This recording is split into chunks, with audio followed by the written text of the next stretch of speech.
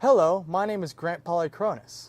And I'm Bradford Bonsack. Welcome to this week's episode of What Scots Watch, and we're going to be talking about 3 different shows today.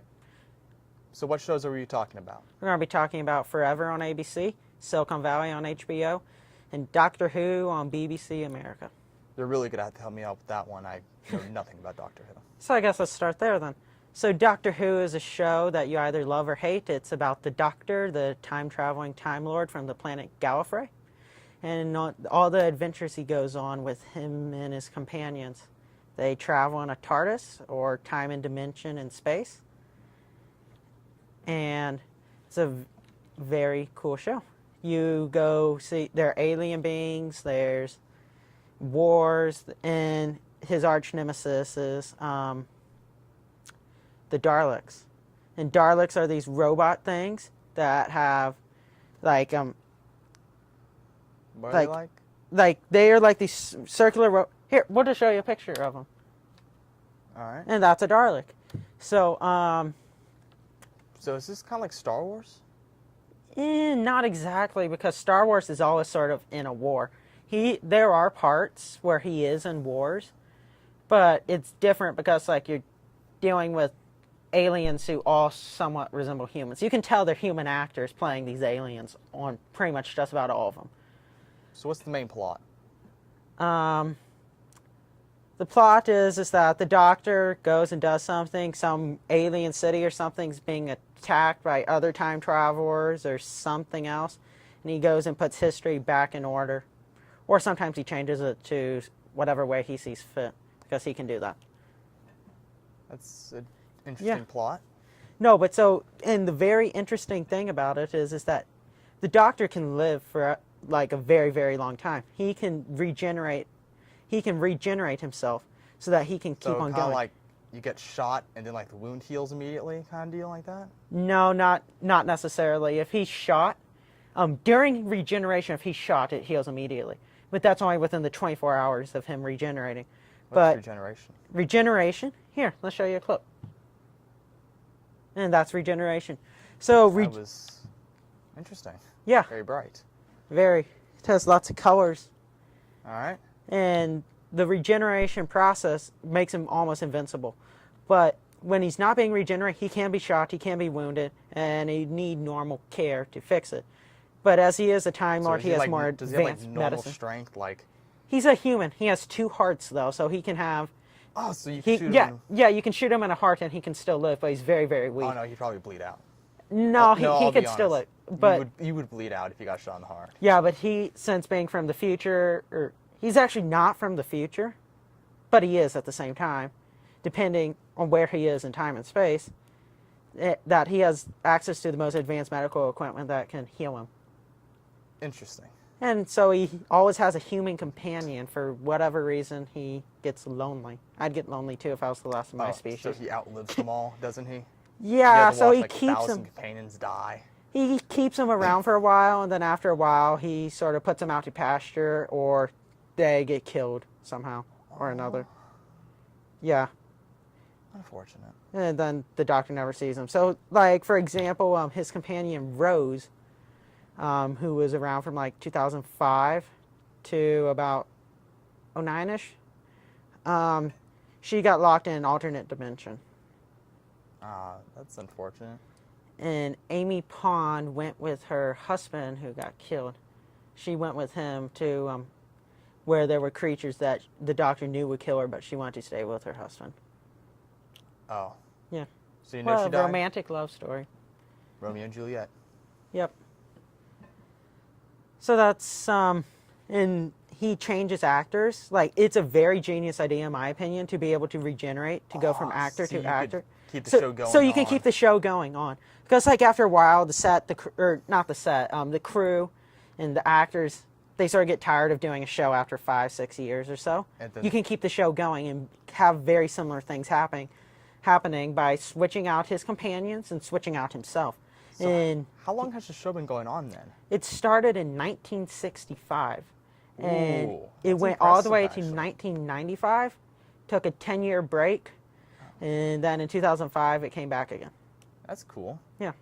So can you just like keep on dying and just come back? Is he fine? So this could go on At forever? a certain point, technically, he's supposed to die after his 13th reincarnation, but I believe that the show will keep going on because they haven't mentioned that since like way back in the 70s in some episode somewhere that he can only regenerate 13 times. And it's making so much money for BBC. I'm sure they want to find a way to keep the money coming in. So what generation is he on now, like current time? He is on his 13th currently. Ooh. So the question is, does he die You in will 5 soon years or so? find out. Correct. So now let's move on to Silicon Valley. Ooh, Silicon Valley is great. It's on HBO.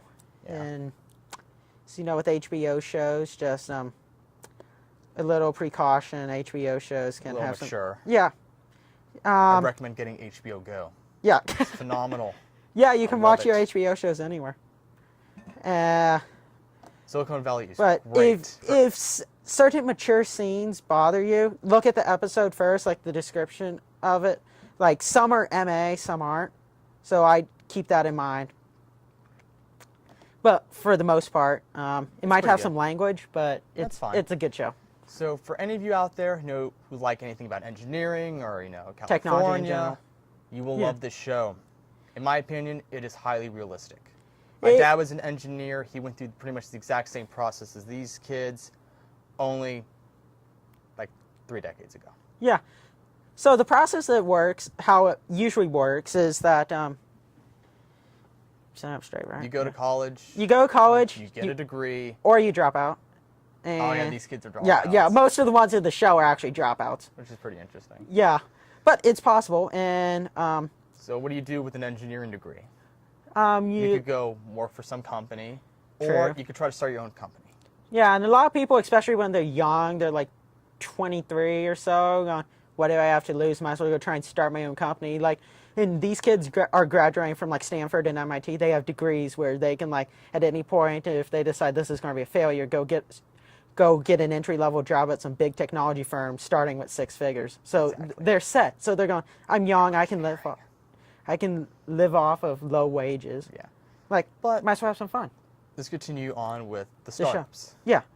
So there are things called startup incubators. It's where you give a portion of your company when you have next to nothing. They might give you a place to live, and they might give you some backing and help you find investors and stuff like that.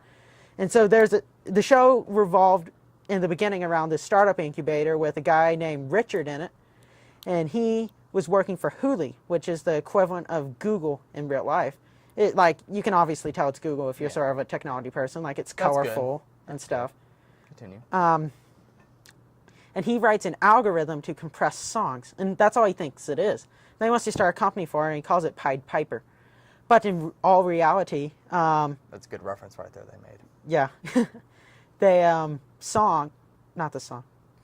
The song compressor. Yeah, the song compressor, its algorithm is way more valuable than the service itself. The service itself is stupid. The algorithm is worth millions and millions of dollars. It can take a massive file that would take servers to hold it on and shrink it down to fit it on a flash drive. That is impressive. And the people at Huli, the Huli CEO figures out about it, and a whole bunch of the guys at Huli, and they try reverse engineering his algorithm because at first he's like the nerdy, like everyone's making fun of him, and he gives access to his algorithm to some of these programmers, as they call them, and they have a key to it, and they're going, oh, this thing is stupid. But then when he goes and tries to start his company, the CEO goes, oh my God, I want to go buy that. But when he decides he wants to take an investment of $200,000 For 10%.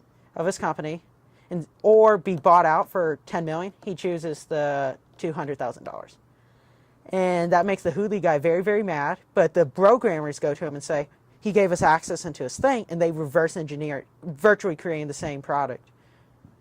And then they fight over it a little bit, and yeah, and I haven't got to that point yet, and Yeah. I don't think many people have got to that point either. So don't Mm-hmm. tell them how it goes. yeah, I'm not going to tell it how it goes, but there are rivalries between some characters, like from the past and stuff, and at the end of the first season, there's a big competition. So And I'm not this going is to ruin mainly anymore. engineering based in comedy. Yeah, it's sort of it's making you laugh at, like, corporate America today, at least as far as technology goes. And it's very realistic. Giving a sober outlook to the real world of getting a job and In trying to like start your own company. in the STEM field of stuff. Yeah. And the competition they enter is TechCrunch Disrupt, which is actually a real competition run by TechCrunch, the news website.